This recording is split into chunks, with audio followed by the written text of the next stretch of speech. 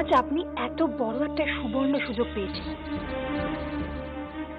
সুযোগটা কাজে লাগলে দেশেরও কল্যাণ হতো, আর আমার চোখে আপনার সম্মান বেড়ে যেত। তাই না? তা এমন কোন মহাপাপ করেছি আমি? মহান আমার দ্বিতীয় বিবাহের প্রশ্নে আমাকে সমর্থন করেননি। একে বলে শিষ্টাচার। খনা, রাগ করে কোনো লাভ নেই বন্ধু। আমি যা বলছি তা ঠিকই বলছি। আর আপনার প্রস্তাবে যে সবসময় দেশ উপকৃত হবে, আপনি এত নিশ্চিত হন কি করে? আর কে বলেছে ভাইকাকার দ্বিতীয় স্ত্রীও পুত্র সন্তানের জন্ম দেবে? তিনিও তো কন্যা সন্তানের জন্ম দিতে পারে। হ্যাঁ তাই তো। সবার কপালে তো তোমার রাজিমার মতো। ভাগ্যে শুধু কন্যা সন্তান ছাড়া কিছুই লেখা নেই। মাসি হয়ে তার এত বড় সর্বনাশ আপনি করলেন। তাকে ধ্বংসের দিকে আপনি ঠেলে দিতে পারলেন? আপনি কি মানুষ?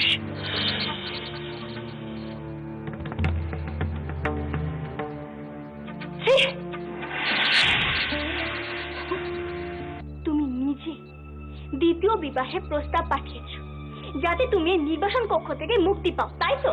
দেখো খনা, আমি কেন হঠাৎ কে প্রস্তাব দিতে যাব? আর তাছাড়া নিজে মুক্ত হতে চাইলে নিজেকে সংশোধন করে তবে। আর কত অভিনয় করবে ভাই কাকা? আর কত অভিনয় করবে? অনেক হয়েছে ভাই কাকা। দয়া করে এবার নিজেকে একটু শুধরাও ভাই কাকা, দয়া করে। আর পারলে কন্যিমাকে বলো তার সব নোংরা খেলা বন্ধ করতে। দেখো খনা, এই কন্যিমার বিষয়ে আমি তোমাকে কোনো সাহায্য করতে পারবো না।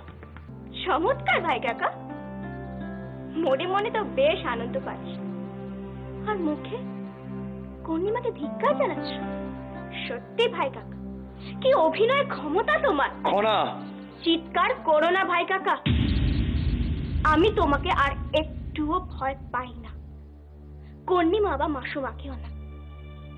পারলে ওদেরকে বলে দিও এসব বন্ধ করতে, না হলে কিন্তু।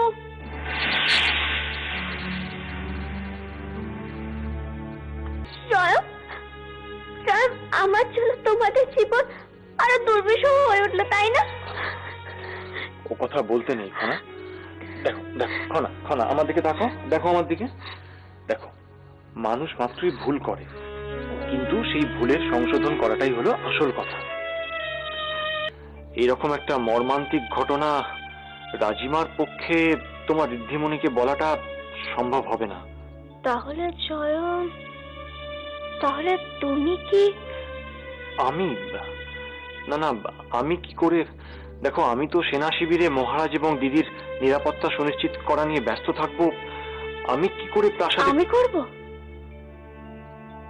তুমি বলবে? তুমি বলতে পারবে? জানি জয়, এটা খুবই কঠিন কাজ। তুমি চিন্তা করো না জয়, আমি ঠিক সামলে নেব। একমাত্র যদি জানতে পারতে যে তোমার বাবা ফিরে আসছেন, তাহলে হয়তো তুমি কিছুটা মানসিক স্বস্তি পেতে, তোমার ঋদ্ধিমণিকে ভালোভাবে সামলাতে পারতে। কিন্তু কি করব, তোমাকে যে জানাতে সাহস পাচ্ছি না খনা। জানি তুমি নিজে কাউকে বলবে না, কিন্তু আমি আর কন্যিমাকে বিশ্বাস করি না। তাই বাধ্য হয়েই। কি হয়েছে ঋদ্ধিমণি? তোমার ঋদ্ধিমণি খুব কষ্ট পেয়েছে খনা। সবাই তো স্বামীর দ্বিতীয় বিবাহ মেনে নিতে পারে না। তোমার ভাই কাকা নাকি দ্বিতীয় বিবাহ? সভায় সভায় এরকম প্রস্তাব দেওয়া হয়েছে ঋদ্ধিমণি, কিন্তু আমার কথা তুমি একটু ঠান্ডা মাথায় শোনো ঋদ্ধিমণি। যাও এখান থেকে, আমাকে এখানে তুমি একা থাকতে দাও। ঘরে যাও।